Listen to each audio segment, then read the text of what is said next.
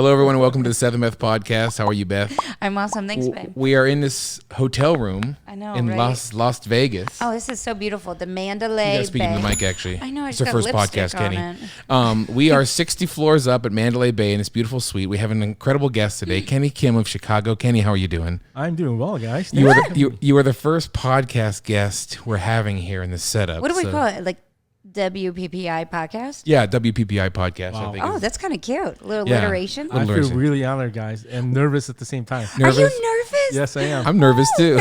I'm nervous for you Whenever the camera turns on, for some reason, I just freeze. as a photographer. Exactly. Speaking of, you've been doing this a long time. Give us a little bit of your background, your story about where you started, how you got into this, and tell me about it. Sure. Feel free to stop me whenever, but I've been doing this for professionally 15 years now. And I got into it because back in college, I wanted to get better seats at sporting events. You know, I used to have all these like nosebleed seats when I go to like basketball, football games. And whenever I looked down at the court, I noticed that all the photographers had the best seats in the Right. house. No way. So I started asking around. I'm like, hey, how can I get down there? So then I found out that you had to get a media credential pass to go down there to shoot. So I met the right people who gave me the credential and started doing it. And I was loving it because I was seeing everything up close. But I realized that I had no idea what I was doing with, no idea what I was doing with the camera. Like, what were you shooting? Like, what game? I just had this like DSLR that I've just got. I didn't even know how to use it. All my pictures were coming out blurry. All I know is that I was just enjoying watching the game.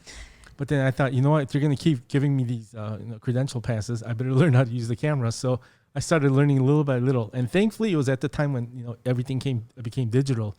So I could kind of shoot, look at the back of the camera, and kind of correct my mistakes and figure out what I did wrong. Oh my gosh, that's so funny. And you had the So- entire game to Exactly. toy around and figure it out. Yeah, so while I was doing that, I was also going to a church, and this was down in my college campus. I decided to stay afterwards because I had gotten a job right away. And it was around the time when a lot of my friends were getting married, so I was getting invited to all these weddings. Okay. And again, I had never been to too many weddings prior to that, so I didn't know what the proper etiquette was, or socially, I'm kind of an awkward person, so I'm like, what do I do at these places? So just brought my camera. Right. I just took some photos so that I would avoid talking to strangers. Oh my gosh. And then afterwards, I thought, what do I do with these images? So I just gave them to my friends that got married, and a lot of them were saying, wow, these photos are amazing. And like, I think some of these are better than our photographers. In hindsight, I was very flattered at the time. Looking back, I realized they were just probably saying that to be nice, or because they got free images. So they were just trying to do something to compensate for that. So, but anyways, word got around, and people were talking about how I was taking wedding photos. So slowly and surely, a few of my friends started asking me to shoot weddings, and then I started doing that. And next thing I know, I fell in love with it. I particularly remember this one wedding where the mother of the bride came up to me.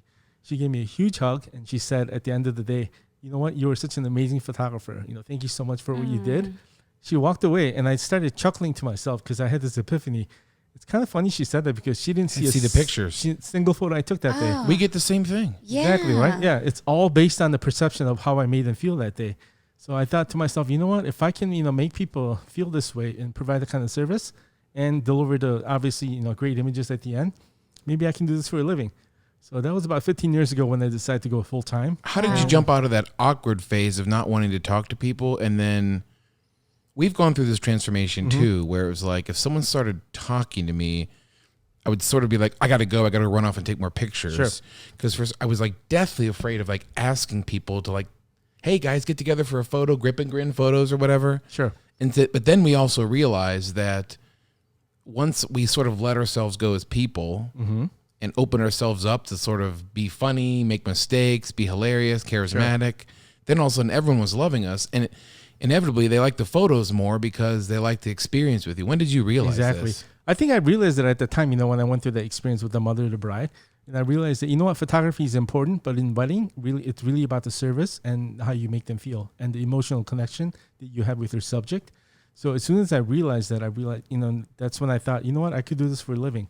And when I dove full right in, all these doors started opening up and all these opportunities came. And I quit my day job, which was in graphic design. That was my major in college. And then I never looked back since then.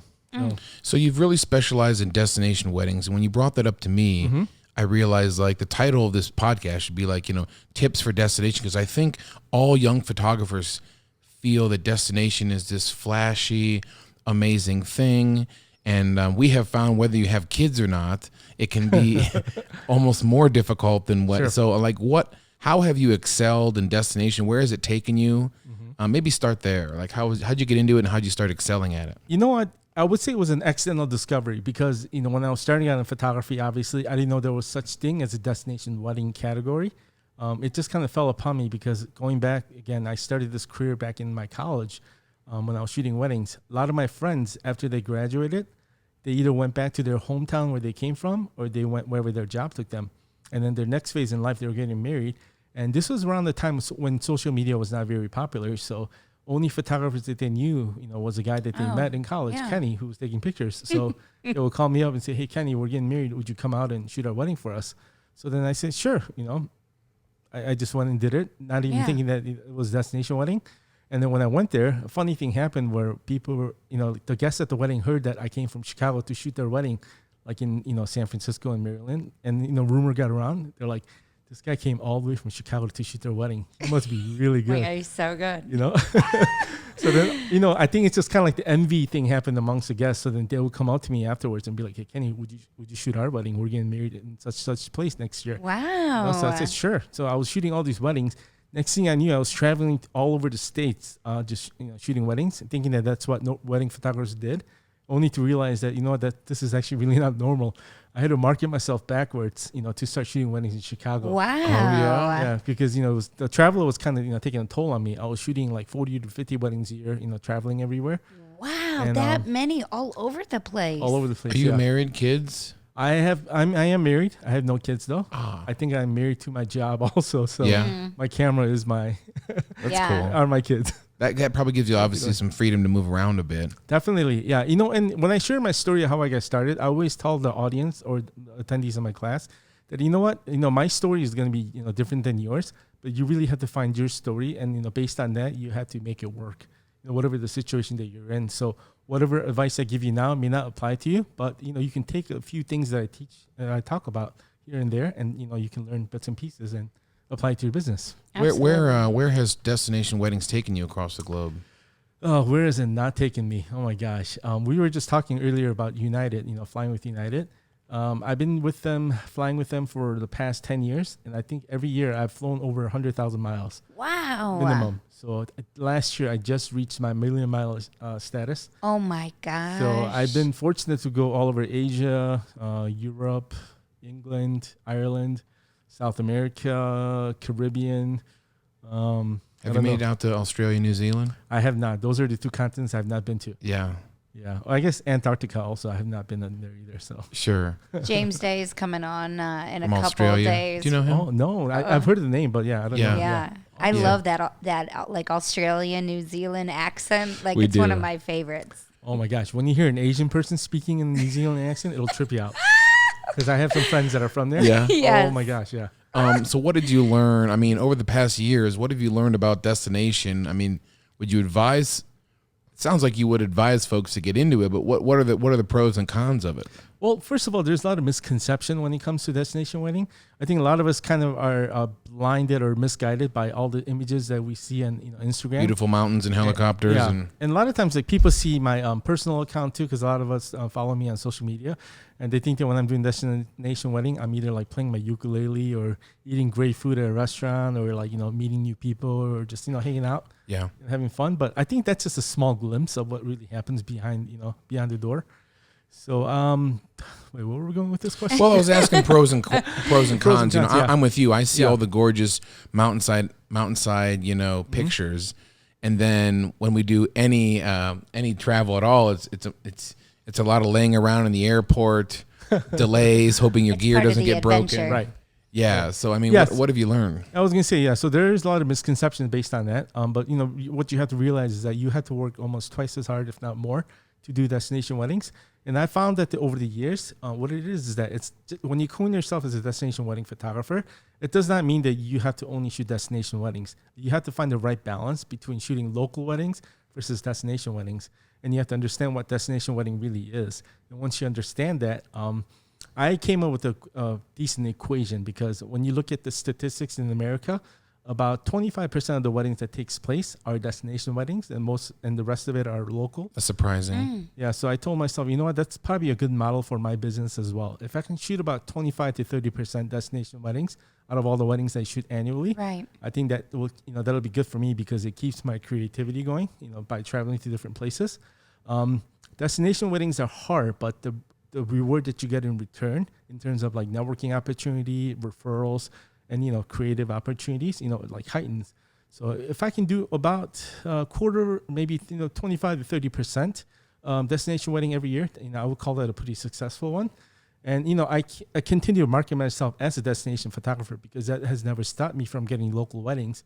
Whereas if I'm just focusing on local weddings as a Chicago wedding photographer, I may not get the destination weddings. So do you go by yourself or you take it?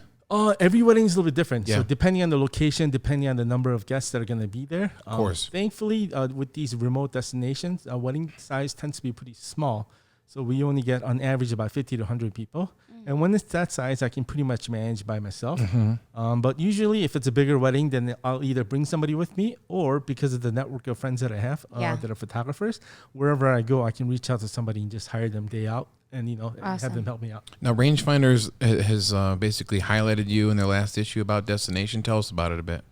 It's not really so much destination. I think they were focusing more on longevity. Oh, you said that. Sorry. Keep Yeah, going. that's okay. Yeah, because when you said 15 years, I haven't met, there's not too many folks in that with that tenure around. It's pretty surprising. I can't believe it either because I feel like I just started, just recently too. And within 15 years, I've seen so many photographers come and go, and the fact that they even asked me, I had to think about it for myself. I'm like, man, do they think that I'm an old fart now? Because I still feel like does that make me old? Yeah. So I'm like, okay, I guess I am in that category. So so it talks about the longevity, and then what they asked me to do was kind of share about some of the lessons that I learned in the beginning, of my career, and what got me to here I am today.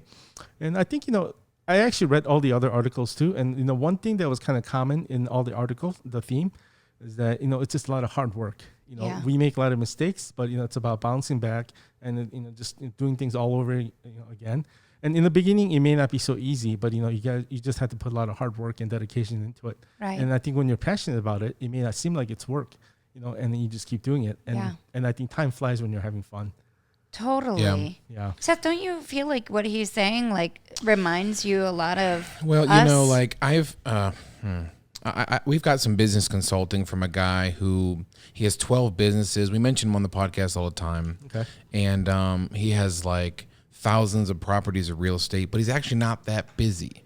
And so he sort of said when people say they're incredibly busy, he's like, boy, you must be inefficient. So I've pulled back I work 80 hours and I'm better than you because I work so hard, right? And so, but then I start realizing I do see photographers who go by the wayside who aren't willing to change, are scared about pricing themselves accordingly, valuing themselves and their photos.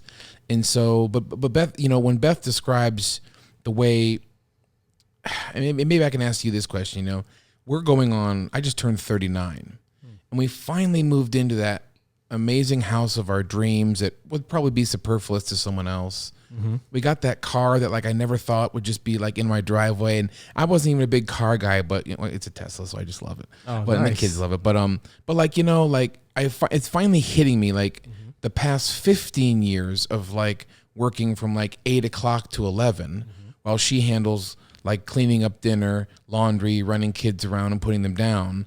That extra time of hard work has paid. It finally awakened me just this past year that it's paying off, because I always thought it wasn't. Yeah. I would look around and see other people with maybe things that I wanted. We haven't really traveled too much in this world. I'd love to do more. I think all that time, that extra time that you were putting in was building the business. And now that the business is built, now you're oh my gosh, I think I did it. This is really great. Have you experienced that? I think so. I think it took a while for me to actually even feel comfortable under my skin calling myself a wedding photographer. Right. First few years, I thought I was a fraud because in my profession, I thought I had to go through certain steps to becoming a professional at whatever you did. Because that's what I was taught. You had to go to university, you had to major in something.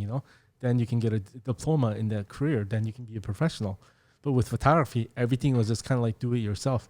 I had to like figure when things are out. you actually a professional, right? Like Exactly, yeah. Like anyone can get the camera and the gear. When are you the professional? I mean, the door, the window of opportunity to get into this, field is like wide open. Sure. Right. And pretty much anyone that I talk to, that are photographers now, were doing something different before they got into photography. So, Right. like, how do you know how to get there, right? So, I mean, in the process of me trying to figure out how to do this thing, it was a lot of trial and error, let's just say that. And, a lot of insecurities, a lot of not knowing what I was doing. But at the end, again, going back to what I said, it's the main thing I learned was that it's about servicing your client, and really taking care of them. When I did that, everything else kind of fell into place. And, I think when you're meant to do something that you were, designed to do, all these door opportunities just opened up without even me realizing it. I was born in Korea, South Korea, and I moved here when I was 10 years old. So my language wasn't that great to begin with. My writing skill was terrible.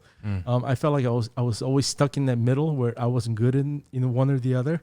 And I always felt like I didn't belong. But when I got into photography, I feel like that's when I finally found my place in the world, and everything just started to make sense. Next thing I know, like publishers were asking me to write books on photography. I'm not even an eloquent speaker, but they were asking me to, giving me a platform to, speak at these conferences and workshops. So everything was just, I just take it with a grain of salt and with very, with much humility, because when you find something that you're meant to do, I think, you get blessed with a lot of different opportunities. I just had a podcast guest on with another business podcast, and at the end, he ended up asking us. He said he saw some show, and they asked us. He said, "What is your superpower that you've been given?" And some people struggle maybe being a little too humble and even being able to like describe if they were an X-Men, what would be their power? Not like fantasy wise, like actual. What do you think yours is? I don't know if it's a special power or not, but honestly, assessing myself, I think I'm really good at connecting with people in a quick amount of time. Well, okay, so that's why you're on this show, Right. Because that's Beth's superpower. Well, Okay, that's how we met. That's how we met right, Kenny. Beth. So you have a partnership with Holdfast. Exactly. So wait, I don't want to keep. I diverge way too much. But, That's okay.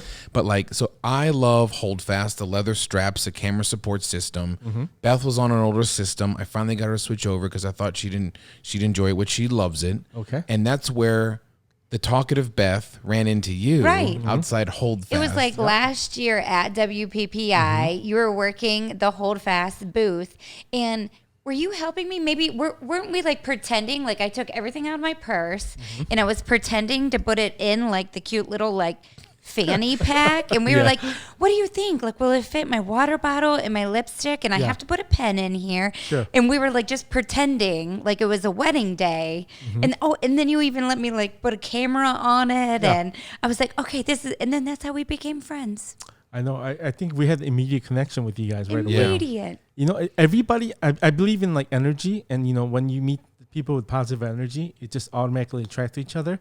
And right away, like without even saying hi, I looked at you guys and I knew right away. I'm like, oh, I like these people. Well, you two were in Right, love, and right. I think I walked away like, "Do you know that guy?" And I was like, "No, we do now." I do now. Yeah. So you were definitely high on our list, coming out here. And so talk about your partnership with Holdfast. We love the company. Like, what do you do for them? And Well, everything just kind of happened very organically, because I think I met Holdfast and their owner, Matt Swaggart, about 8 years ago, just walking around the trade show. I've been searching for a camera strap that I just felt like it wasn't too like cumbersome, but that was like design friendly and as well as functional. Functional, yeah, I guess that's the word. Yeah. Functional. And then as soon as I saw it, like I knew right away. I'm like, this is it. This was something. It was stylish. It was functional. So stylish, Yeah, it right? was Everyone so cool, talks. yeah. Every wedding, someone brings up how badass those look. As soon as I switched over to the camera, Holdfast camera strap, the moneymakers, people stop asking me questions about my camera gear. They come up to me and they're like, "Where did you get the camera strap?" Yeah. Yeah, and people just like touch me as if I'm some kind of a zoo, animal at a petting zoo. Yeah.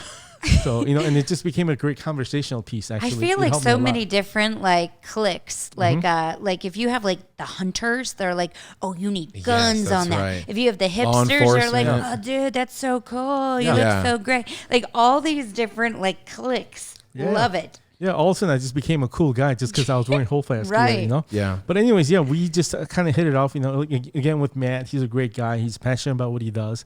So then I started, you know, endorsing him, you know, been wearing all his strap ever since. And over the years, we just built a great relationship. And now I became one of their ambassadors when they launched their ambassador program last year. And now they're sponsoring me, you know, to speak at WPPI, and great. we built just a great relationship with them. Tell me about some of the things you're doing here at WPPI in terms of education. I am teaching one class, one master class, this coming Wednesday, 11 a.m. to 1 p.m. And I've been speaking for the past 13 years now, I believe. Wow. Yeah, topic has kind of evolved over the years. The message, I feel like the core message is always the same, because I really emphasize on networking and, you know, using various things around you for marketing strategies to, you know, build better clients. And right now I'm focusing a lot about social media and, you know, what I use, how I use that to harness clients, and the relationship aspect of, actually I would say the relational approach that I take to each of my clients that help me bring in new clients in the future. And that just automatically translates into me getting destination weddings. Can you spoil some of that info to us? Because I think That's something like you and I need to work on. You know? I mean, even younger folks, you know, I do some mentoring myself only when asked. Mm-hmm. You know, I haven't gone on out of the way to sort of promote my mentoring, but I know a lot of photographers, especially young ones or ones who are sort of stuck in a rut. Mm-hmm. They haven't harnessed the power of social media. They still think it's just an avenue just to share your photos. Right. And so we've tried to develop, with this podcast as well, try to develop an outlet to let people in on who we are, what you're going to get with us in terms of client experience, printed products. So how are you utilizing social media in a different way, and what are you teaching? Well, key thing about social media is that you can make it whatever you want it to be. You know, a lot of times people feel uncomfortable about social media because, you know, I still do, yeah. Mm-hmm. Yeah, exactly, right. Because I think they're pressured to think that you have to share about your personal life or, you know, everyday life. And, you know, first of all, your insecurities come out and you think, you know, who cares? Who's going to care about what I do every day? You know, but it doesn't have to be about that. If you actually follow my social Instagram feed, 90% of the time I'm not talking about myself. I'm actually talking about my clients, you know, or if I'm doing something about myself, it's always kind of related around my work, you know, and I'm using it as a window for people to get to know me, because I think, you know, in wedding photography, building a relationship, you know, is really critical. And for, you know, people to get to feel comfortable in front of me, you know, I kind of had to show myself a little bit of myself that way. So I'm not sharing all the little details about what I'm doing from like the moment I wake up till I go to bed, you know, but just maybe a few key highlights of things that happen throughout the day or any kind of, you know, momentous things. But most importantly, I make it about my clients, and I really, you know, try to highlight them as much as possible. One of the things I use, I rely on heavily is my Instagram. I would say there's a lot of things I'm going to go over in my class, but if I were to mention one thing that kind of comes to my mind, I talk about what's called an after party. You know how after a wedding is done, everybody wants to go to an after party because they don't want the party to be over? Yeah. Mm-hmm. So I actually get, in almost always when I'm done with weddings, you know, all my clients will tell me to put my camera down and come and have a drink and hang out with us, you know, because I guess they had a great time with me. Sure. So I went to a few of these, and I noticed, and I looked down the room, you know, people are having a good time. They're talking, but then a lot of them were just on their phone, just like scrolling, you know, through their social media feed. And I'm looking, I'm like, what are these guys doing, you know? So they're just actually basically going through, seeing what other people posted on that day about, you know, about the things that they saw in their wedding. If you guys know, most of the weddings now have hashtags. Hashtags, yeah. So then whenever people put hashtags in their social media, everything is populated to that one hashtag. So people are just kind of scrolling through, seeing their pictures. They're adding their own. You know, they're sending the pictures to the bride and groom so that, you know, they'll use I love where you're going wedding. with this. Keep going. Yeah, so then I just had this epiphany. I was thinking to myself, you know, the irony is that I'm in the after party, but then the real after party is actually going on in my phone. So then I decided that, you know what, I got to participate in this too to get in on the action. So what I decided to do was I really honed in on it. And what I did was, as soon as I got done with the wedding, I pulled out some of my favorite images throughout the day. And I already have in my mind what I want to share. Yeah. They're pretty much consistent, you know, throughout every wedding I shoot. And I pull this out of my camera, I download it, and then I send it to my clients right away that night. So that within an hour or so, they'll have these photos. Because if you think about it, your clients, they're too busy celebrating their own wedding, so they didn't have any time to take, you know, pictures. In most cases, you know, some of them are kind of phone crazy, so they'll take pictures throughout the day. But most of them, You're right. will not have any content, right? And then when the wedding is done, they're kind of like, they kind of go through the withdrawal now. Like now that the party's over, like what did they do? Yeah. So they end up going through like scrolling through their friends' feed to see what happened throughout the day. Mm-hmm. And then they want to share something themselves, but then they don't have any content themselves because they didn't curate it throughout the day. So then what ends up happening is that like they'll find whatever picture that they can find first, and they'll use that to put on their Oh my God, Instagram you're right. profile, Facebook profile. Yeah. So we take all these gorgeous photos Yeah. and then they put like a blurry cell phone photo of that Yeah. first kiss, but because we haven't Exactly, put it out 'cause yet. they'll use first photo that they use. So Right. what I want to do is, I want to provide them with the tool, for them to share these photos. What So a great then idea. I just send them to them right away. I don't even edit them, because I usually try to dial everything down on my camera. I send it to them, and in that case, speed is quality, so then they're so impressed that I gave them the images right away. And I tell them, you know what, do whatever you want with it. You can send it to your friends. You can make thank you cards. You can put them on social media. I don't really care. Only thing I ask is that just, tag me so that I can be part of the action, so then when they do tag me, what happens?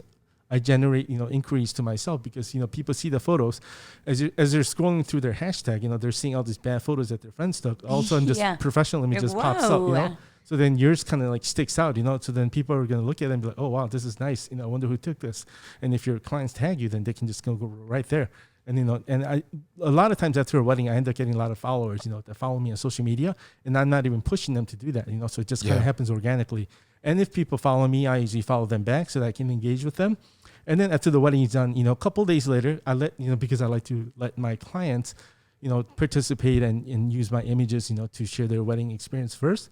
And then I'll step in and I'll, talk about like how amazing time that I had, and I'll throw my photo in there.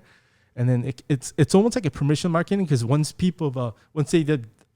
my clients have shared it, I can go in and share those images myself. And then a lot of times I'll use images that have people in them, so then I can tag these people that have already followed me, and then just kind of, build this like just automatic, like, marketing that way. That's great. Yeah.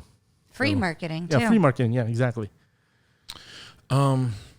I usually have the gift of gab, but I'm kind of blown away at that. That's a interesting concept because that's exactly what they're doing. Mm-hmm. And I hope that makes sense, by the way. Yeah, yeah. absolutely, What do you think about that for us, hun? We've I'm sorry, I never done. couldn't hear you. What do you think about that for us? We've never Well, done we're anything like usually. that. I mean, I would assume maybe Kenny has more energy, maybe than we do. It takes a lot Sure. to get home Sure. and get after it. Mm-hmm. The first thing that pops in my mind is, man, what is an efficient way to get it off my camera and onto even a phone? I know that, like, I don't want to get too nerdy, but I know that some of these cameras can ship, Sure. can over Wi-Fi send some images pretty quick. Can ours? I think they can. Yeah. So, I mean, when you guys get home, do you guys download your images right away? We do. Yeah. Okay, that's good. That's a good practice to do. And then I use this app called Camera Photo Mechanic by Of course. Camera Bits. Oh, Yep, yeah, yep. yeah. So as I'm downloading the images, I'm actually looking through the pictures through Camera Bits. Yeah. And again, I'm highlighting about 30 to 50 photos that happen throughout the day. And a lot of times I already have in my mind trained like what images I need to be looking for. Right. And most of the times I'll pick images that have people in them, people that are important, whether it be wedding party, family members, bride and groom, obviously focusing on them. A very few, like maybe landscape shots, of the ceremony. Sure. Again, this is just a highlight. Like I equate it to sports because I love sports, but like, when you watch like a 3-hour baseball game, you don't want to sit through and watch the whole, baseball game, right? You just want to see the sports on the highlight. Yeah. So that's what I'm doing with my, photos that I send them.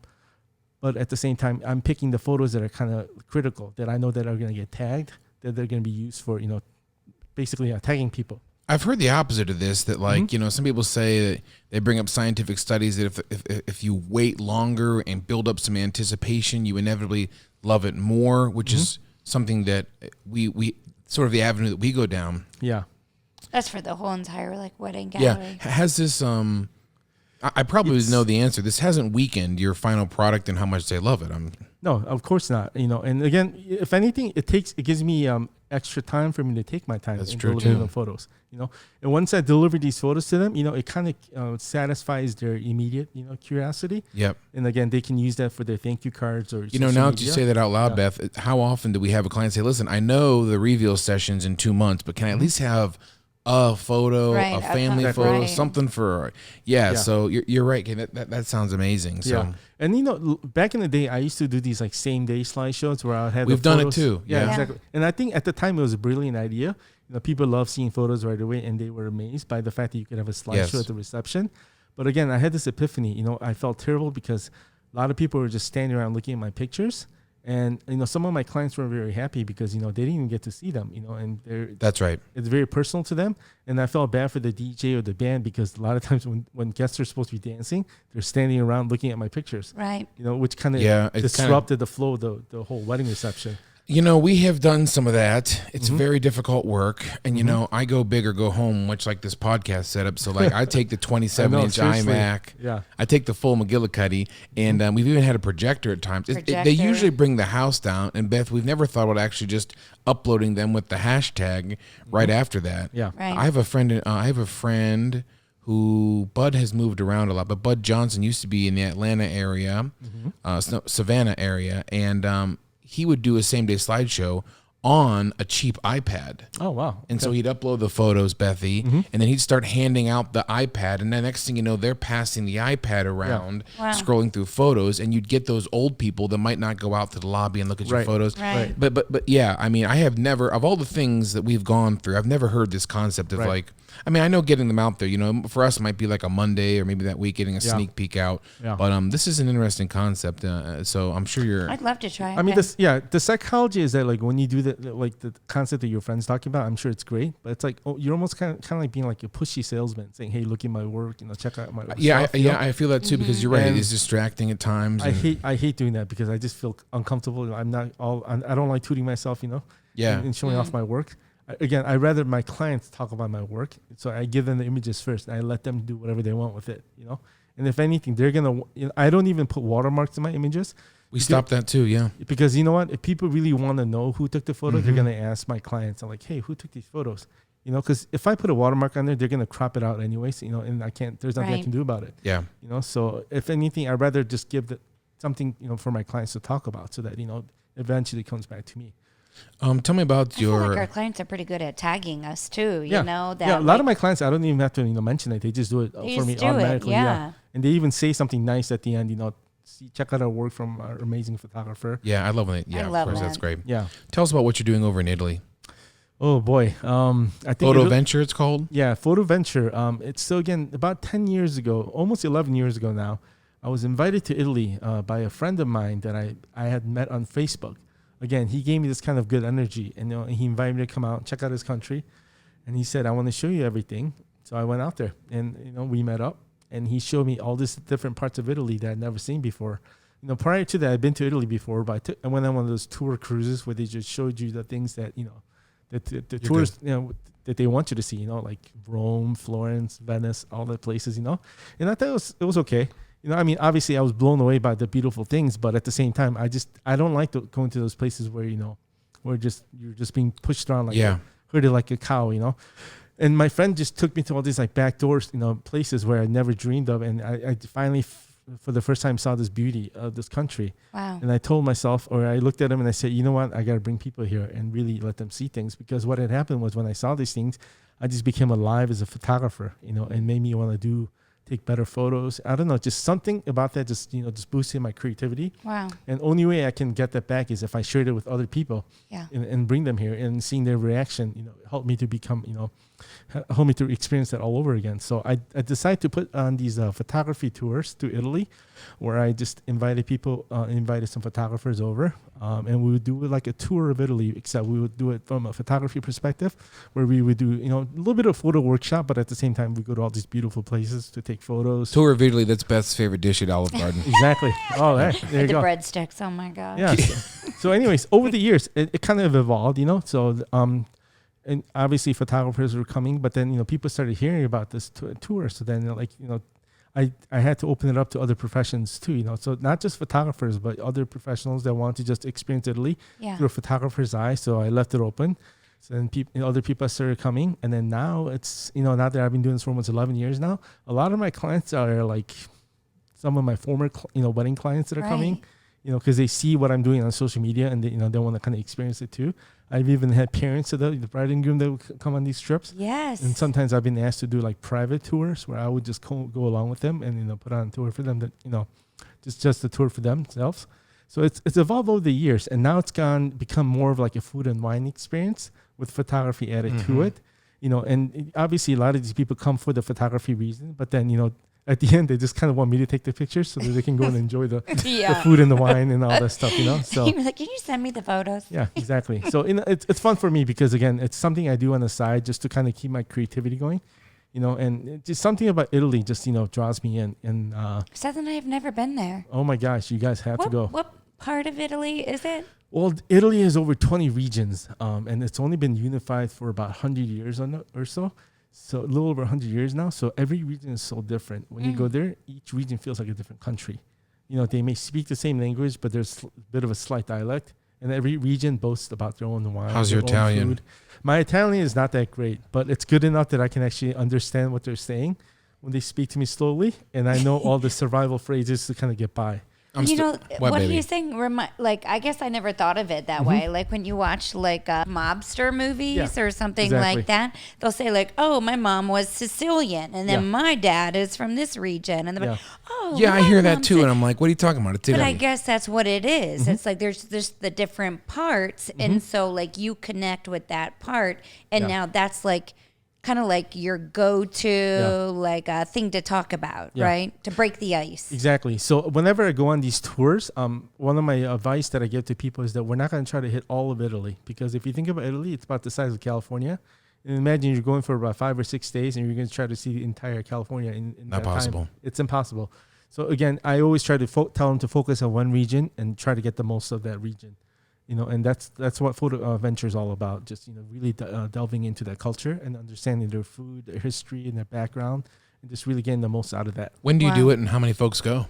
I keep it small. I used to kind of leave it open. I've had as many as like 15 people that came on the tour, but now I kind of keep it like it's about 6 or 7 people at most.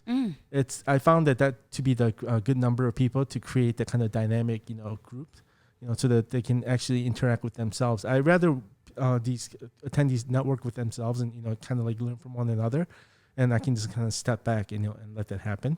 So I'm basically creating this environment where people can just do that and learn from one another. And I bet like these groups of people like become like your good friends afterwards after sharing such a beautiful experience like that with them. And I think like personalities attract personality. So a lot of the people that come have similar like similar types of personality as I do.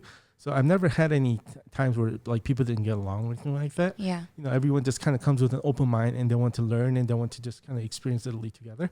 So we just had a great time. And a lot of these people just end up staying in touch and become good friends afterwards. It sounds like you had a massive amount of success. Where do you see yourself going from here? Ooh, that's a good question. I never know what the future holds, you know? And it's not like I can ever guess. I guess I can have like a general plan and just kind of go that way. I don't see myself slowing down anytime soon with the wedding photography. I really love what I do. I probably need to learn how to work smarter, not harder so much as I'm getting older. Obviously, my body doesn't, recuperate as fast as I used to. So I just need to learn how to work smarter. But I don't see myself doing anything else in the future. What are you in love with that has nothing to do with photography? What are you into? Oh, I love food. I love trying different cuisines. I love instruments, so I play a Hawaiian ukulele, so I do that for fun on the side. I've tried to pick that up recently. It is a beautiful instrument. I really encourage you to get into it. It's a simple instrument, but it's so complex, and you can really de-stress yourself, as you're playing it, and you can just let yourself go. Some of the most talented musicians in the world will play ukulele because, they just love the sound of it and how simple it is. And, it just reminds you, life doesn't have to be so complicated. It just boils down to 4 strings. Wow. What do you and your wife love doing together? We like just spending time together because we're both busy with our own career. My wife is a musician. So we don't, we're both busy doing our own thing. So like, when we're together, we just kind of spend time, just hang out. We both love to travel together. So, when we travel, I don't travel for work and I bring her along. I did that in the beginning of the career, and that was a very bad idea because I'm so consumed with my job. Right. I neglect my wife, and that wasn't very good. So we decided, if we're going to go on a tour, we're just going to go and travel together. Like, for example, last week we went to Napa Valley. And we stayed in Napa Valley for a whole week. She loves this great. place. I do love Napa. Yeah. Napa is like the closest thing to Tuscany, Italy, I think. Oh. Yeah. So I love spending time there. Wait, I had a question. Go, baby. Well, didn't you see a picture of like maybe truffles that he had on Instagram and you've always wanted to know where to get truffles? Oh, yeah. Truffles. How'd you do that? Truffles you can find in Italy, I think. I mean, I'm sure you can find them in other countries too, but I mean, Italy is known for their truffles. I want to cook with them, and I can't get them anywhere. I'm scouring the internet. It's like it's like trying to buy cocaine or something. I gotta I gotta It go really to is. Cocaine might be easier, actually. I know a guy in Chicago that actually gets truffles imported. I know a guy. I know Yeah. that. He gets truffles imported overnight. As soon as a farmer or someone finds them out in Italy, they have it shipped overnight, to Chicago, and he goes to all the restaurants and he sells them by the weight. Wow. Literally, he shows up with a cloth bag full of truffles, and he tells them like, how many do you guys want? And they'll put them on a scale, they'll weigh it, and they'll sell it. What do you want them for, babe? Well, They're black gold. They're delicious. Yeah. You put them on mashed potatoes. You put them on broccoli. You put them on French fries. You can put them on anything. Truffle really. butter, Beth. Yeah. A lot of times you're tasting just truffle flavored items. They're not actual truffles. Right. Like when you get truffle fries, they won't put truffle. No. Yeah, otherwise they'll charge you too much for it. Don't tell me that. They're truffle flavored. Crushing my truffle dream. I was already doing truffle shuffle. Artificial truffle flavor. You guys need to come to Italy with me and really experience it. Yeah. Would you want that, babe? Well, we talk about it. I mean, we haven't gone over to Europe yet once. I'm actually in love with like the old medieval castles. I have my family came from the Byzantine. Wow. Budapest Hungary. area, and so I've been enthralled with maybe going back that direction. You guys need to go to Budapest. I actually just came back from there recently, and it's one of my favorite Eastern Europe cities. Oh, we saw pictures. Yeah, we saw pictures. Yeah. It looked amazing. What did you do there? So that's another long story, but I help out with my wife's side business. So my father-in-law or her father owns a travel agency, and he puts on these tours for high school to youth singing choirs. Oh, wow. They travel to Europe, to perform. So then my wife is in charge of organizing those things. So I help her on the side. So the perk to that is that I get to travel with them, and and when we go on these research trips to find and scout locations on where to go, I tag along. And we've been doing these Eastern European tours, and Budapest was one of the cities. And we actually visited Prague and Budapest at the same time, and everyone talked about how romantic Prague is. And it really is, don't get me wrong, but when I went to Budapest, I was like, man, I love the city. I could live there. Wow. Yeah, it's so beautiful. So. What has it meant to you to have so many people love all your photos all these years? You know what? I think photography is like my biggest insecurity, because when I come to put in events like WPPI, I look at everyone else's work and I keep telling myself, man, my photos suck. You sound so much like Seth. Doesn't everybody do that? I mean, I know. Seth will be like, I think we're really good. And then I go on Instagram and I'm like, gosh, there are so many amazing photographers out there. But you know what's funny too? Like I walk through those galleries, where they hang up all these award-winning images. And at first I was getting discouraged, thinking, man, I stink, because these photos are amazing. But at the same time, I was looking at these authors and the photographers, and a lot of these people I've never heard before, Mm-hmm. And I told myself, what good is what does it matter how good your images are if no one has ever heard of you, right? So that's when I realized, marketing is so crucial in this business. So that's why I decided, obviously I need to up my game and improve my photography, but at the same time, I got to work on my marketing skills.